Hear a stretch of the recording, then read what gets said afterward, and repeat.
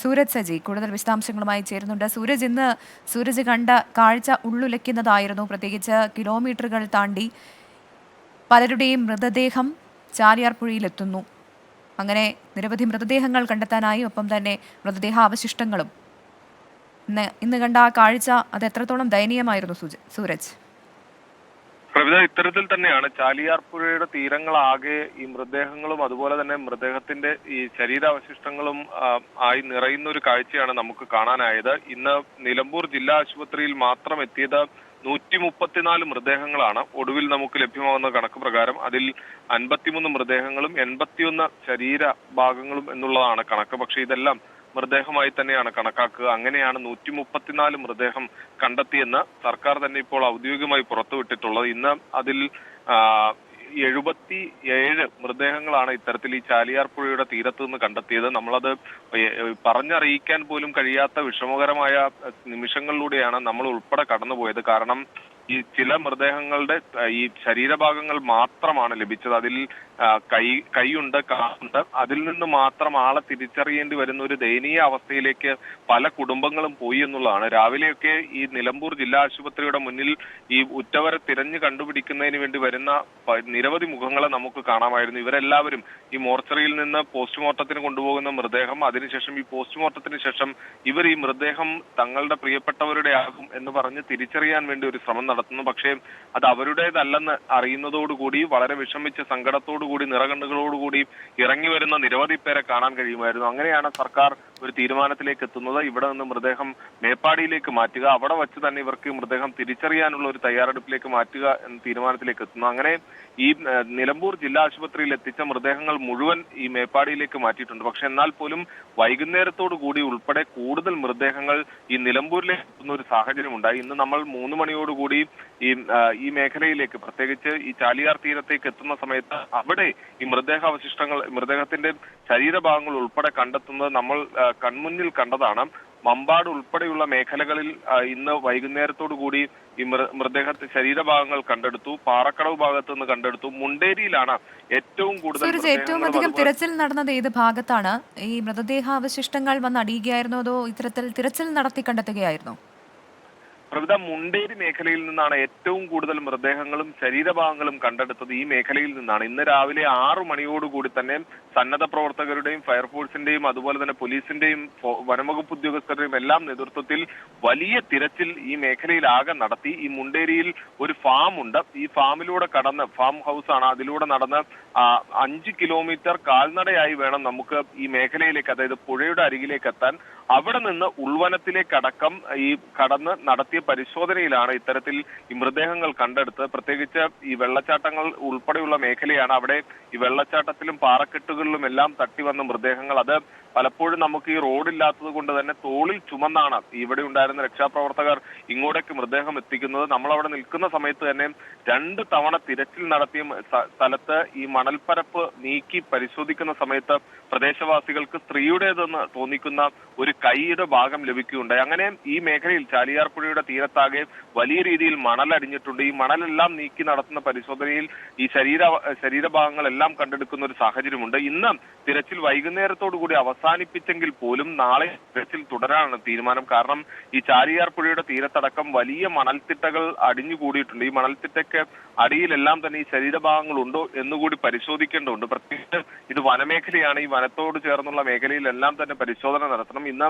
സന്നദ്ധ പ്രവർത്തകരുടെ നേതൃത്വത്തിലും ഉദ്യോഗസ്ഥരുടെ നേതൃത്വത്തിലും എല്ലാം വലിയ രീതിയിൽ തിരച്ചിൽ നടത്തിയെങ്കിൽ പോലും ഈ തിരച്ചിൽ നടത്തിയ മേഖലകളിൽ നിന്ന് തന്നെ പിന്നീടും ഈ ശരീരഭാഗങ്ങൾ ഉൾപ്പെടെ ലഭിക്കുന്ന ഒരു സാഹചര്യം ഉണ്ടായി. അതാണ് നാളെയും ഈ പരിശോധന തുടരുന്നത്. സൂരജ് പറഞ്ഞതുപോലെ തന്നെ കൂടുതൽ ചെളിയും മണ്ണും ഒക്കെ ഇവിടേക്ക് എത്താനുള്ള സാധ്യതയുണ്ട്. കാരണം ഉരുള് പൊട്ടി ഇത്രയും ദൂരം മൃതശരീരങ്ങൾ എത്തിയിട്ടുണ്ടെങ്കിൽ അതിനോടൊപ്പം തന്നെ മറ്റ് അവശിഷ്ടങ്ങളും എത്താനുള്ള സാധ്യതയുണ്ട്. ഞാൻ ഉദ്ദേശിച്ചത് കല്ല്, മണ്ണ് പോലെയുള്ള കാര്യങ്ങളാണ്. അപ്പോൾ കൂടുതൽ ചെളി ഈ പുഴയിലേക്ക് എത്താൻ സാധ്യതയുണ്ട്. അതുകൊണ്ട് തന്നെ കെഡാവർ ഡോഗ്സിനെ ഉൾപ്പെടെ എത്തിച്ചുള്ള തിരച്ചിൽ നാളെ ഉണ്ടാകുമോ?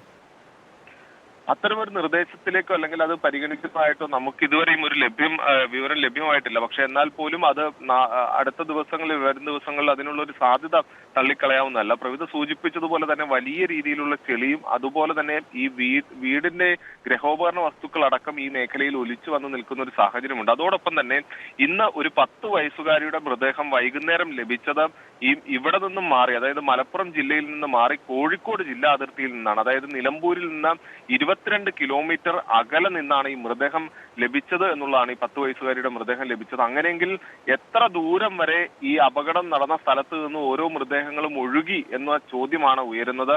ഈ നിലമ്പൂരും പിന്നിട്ട് 22 കിലോമീറ്റർ അപ്പുറത്ത് നിന്ന് കോഴിക്കോട് നിന്ന് ഈ 10 വയസ്സുകാരിയുടെ മൃതദേഹം കണ്ടെടുക്കുമ്പോൾ സമാനമായ സാഹചര്യം സമാനമായ രീതിയിൽ മറ്റു മൃതദേഹങ്ങളും ഒഴുകിപ്പോയിട്ടുണ്ടോ എന്നൊരു സംശയമുണ്ട്. പ്രത്യേകിച്ച് ഈ നിലമ്പൂരിനപ്പുറത്ത് ഒരു റെഗുലേറ്റർ കം ബ്രിഡ്ജ് ഉണ്ട്. അവിടെ നിന്ന് കഴിഞ്ഞ ദിവസം ഒരു മൃതദേഹം, ഇന്ന് രാവിലെ ഒരു മൃതദേഹം അവിടെ നിന്ന് കണ്ടെത്തിയിരുന്നു. അങ്ങനെയെങ്കിൽ ഈ മൃതദേഹം കൂടുതൽ മേഖലകളിലേക്ക് ഒഴുകിപ്പോയിട്ടുണ്ടോ എന്നുൾപ്പെടെയുള്ള സംശയങ്ങളുണ്ട്. അതുകൊണ്ട് തന്നെ നാളത്തെ തിരച്ചിൽ എന്ന് പറഞ്ഞു കഴിഞ്ഞാൽ കൂടുതൽ മേഖലകൾ കേന്ദ്രീകരിച്ചുകൊണ്ട്, കൂടുതൽ ഏരിയകൾ കേന്ദ്രീകരിച്ചുകൊണ്ടുള്ള ഒരു പരിശോധനയിലേക്കായിരിക്കും കടക്കുക. ഇന്ന് കവർ ചെയ്തതിനപ്പുറത്തേക്ക് കൂടുതൽ മേഖലകളിലേക്ക് കടക്കുക. അതോടൊപ്പം തന്നെ ഇന്ന് പരിശോധന നടത്തിയ മേഖലകളിൽ കൂടി ഒരു വട്ടം കൂടി പരിശോധന നടത്തുക എന്നുള്ളതാണ് തീരുമാനിച്ചിട്ടുള്ളത്. അത് പ്രത്യേകിച്ച് ഈ പുഴ മറികടന്ന് അപ്പുറത്ത് എത്തേണ്ടതുണ്ട്. 2018 പ്രളയത്തിൽ പ്രത്യേകിച്ച് ഈ ചാലിയാർ പുഴയുടെ തീരത്തുണ്ടായിരുന്ന പാലങ്ങളെല്ലാം തന്നെ 2018 ഒലിച്ചു പോയതാണ്. അതുകൊണ്ട് തന്നെ ഈ മുണ്ടേരി ഭാഗത്തടക്കം പുഴയുടെ അക്കരെ എത്തണമെങ്കിൽ വളരെ ദുസ്സഹമായിട്ടുള്ള ഒരു സാഹചര്യമാണ്.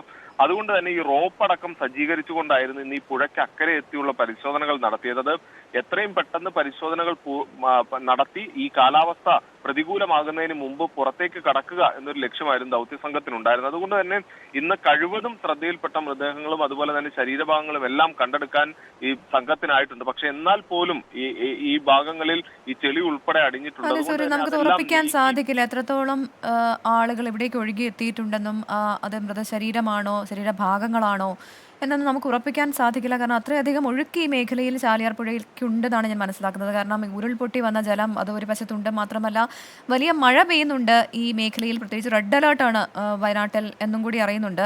അപ്പോൾ ഈ സാഹചര്യത്തിൽ ഇനി ഈ മഴ അത് വലിയ രീതിയിൽ ഈ രക്ഷാപ്രവർത്തനത്തെയും ഒപ്പം മൃതദേഹങ്ങൾ വീണ്ടെടുക്കാനും ഒക്കെ നടത്തുന്ന തിരച്ചിലിനെ ബാധിക്കുന്നില്ലേ?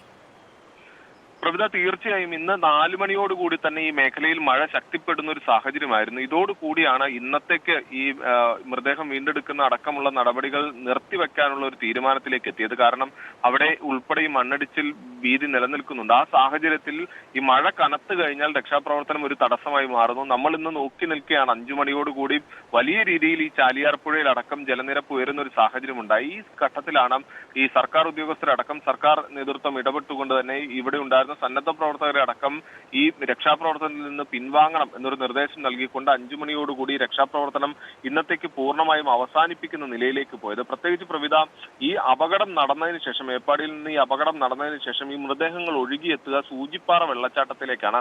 ഈ സൂചിപ്പാറ വെള്ളച്ചാട്ടത്തിന് 200 മീറ്റർ ഉയരമുണ്ട് എന്നുള്ളതാണ് പറയുന്നത്.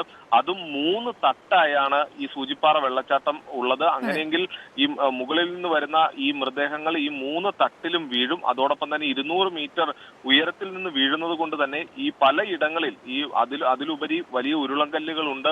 അങ്ങനെ ഈ ഉരുളൻകല്ലുകളിലും മറ്റും തട്ടിയാണ് ഈ മൃതദേഹങ്ങൾ പല ഭാഗങ്ങളായി മുറിഞ്ഞു പോയിട്ടുള്ളതെന്നാണ് പറയുന്നത്. ഇന്ന് ഇവിടെ എത്തിയ പൂർണ്ണമായിട്ടുള്ള മൃതദേഹങ്ങൾ പോലും ബന്ധുക്കൾക്കോ അല്ലെങ്കിൽ ഈ പറഞ്ഞ ആളുകൾക്കോ പ്രദേശവാസികൾക്കോ അടക്കം തിരിച്ചറിയാൻ കഴിയാത്ത ഒരു സാഹചര്യം ഉണ്ടായിരുന്നു. ഇന്നലെ ഒരു മൃതദേഹം ഈ തങ്ങളുടെ ബന്ധുവിന്റെ ആണ് എന്ന് പറഞ്ഞുകൊണ്ട് ഒരു കുടുംബം അവിടെ എത്തുന്നു. അവിടെ ഉണ്ടായിരുന്ന ഈ കുടുംബാംഗങ്ങൾ അടക്കം ഈ മൃതദേഹം തിരിച്ചറിയുന്നു. പക്ഷെ ആ സമയത്ത് ഭാര്യയ്ക്ക് ഒരു സംശയം തോന്നുന്നു. ഭാര്യ കോയമ്പത്തൂർ സ്വദേശിയായിരുന്നു, കോയമ്പത്തൂരിൽ ജോലി ചെയ്യുന്ന ആളാണ്. പിന്നീട് ഭാര്യ ഇന്ന് പുലർച്ചെ എത്തി നടത്തിയ പരിശോധനയിലാണ് ഇത് തന്റെ ഭർത്താവിന്റെ മൃതദേഹമല്ല എന്നവർ തിരിച്ചറിയുന്നു. അങ്ങനെ പല മൃതദേഹങ്ങളും തിരിച്ചറിയാൻ കഴിയാത്ത തരത്തിലേക്ക് മാറിയിട്ടുണ്ട്. ഇന്നലെ ഏറ്റവും ദയനീയമായ ഒരു കാഴ്ച ഇന്നലെ ഉണ്ടായതെന്ന് വെച്ച് കഴിഞ്ഞാൽ ഒരാളുടെ ഹൃദയം മാത്രം ഒരു കവറിലാക്കി കൊണ്ടുവരുന്ന ഒരു ദയനീയമായ കാഴ്ച, നമുക്ക് ഒരിക്കലും ഉൾക്കൊള്ളാൻ കഴിയാത്ത ഒരു കാഴ്ച ഇന്നലെ കാണേണ്ടി വന്നു. അങ്ങനെ ഓരോ ഭാഗങ്ങൾ, ശരീരത്തിന്റെ ഭാഗങ്ങളാണ് ഈ ചില സമയങ്ങളിൽ കിട്ടുന്നത്. അത് ഒരു കാലാകാം, കൈയാകാം, അതെല്ലാം തന്നെ ഒരു മൃതദേഹമായി പരിഗണിക്കുകയാണ്. ചില സമയത്ത് ഇതിനോട് യോജിക്കുന്ന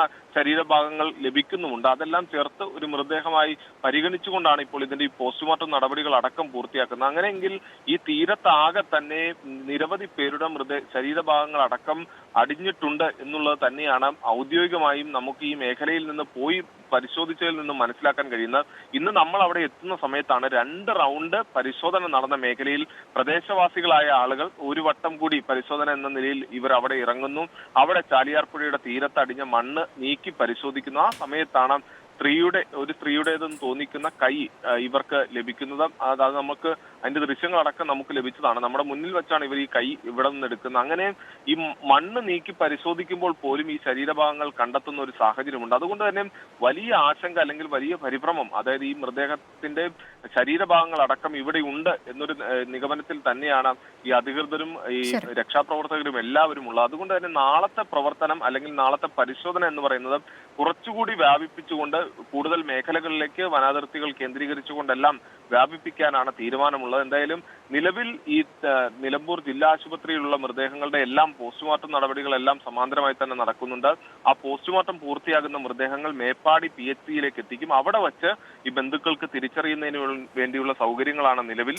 സൂരജ്, എന്തായാലും ഇത്രയധികം സമയമായി അപകടം നടന്നിട്ട്, അതുകൊണ്ട് തന്നെ ഈ മൃതദേഹ അവശിഷ്ടങ്ങളാണെങ്കിലും മൃതദേഹമാണെങ്കിലും ഒക്കെ അത് തിരിച്ചറിയുക വലിയ ബുദ്ധിമുട്ടാണ്. അത് നമുക്ക് മനസ്സിലാക്കുകയും ചെയ്യും. കാരണം ഒന്നാമത് ഇത്രയധികം ദൂരം സഞ്ചരിച്ച് കല്ലിലും ഒപ്പം തന്നെ വലിയ പാറകളിലും ഒക്കെ തട്ടി ഇത്രയധികം ദൂരം സഞ്ചരിച്ചെത്തുന്ന മൃതദേഹങ്ങൾ, അത് അംഗഭംഗം വന്ന മൃതദേഹങ്ങൾ തിരിച്ചറിയുക അല്ലെങ്കിൽ DNA പരിശോധന നടത്തുക തുടങ്ങിയ കാര്യങ്ങളിലേക്കൊക്കെ കടക്കേണ്ടതുണ്ട്.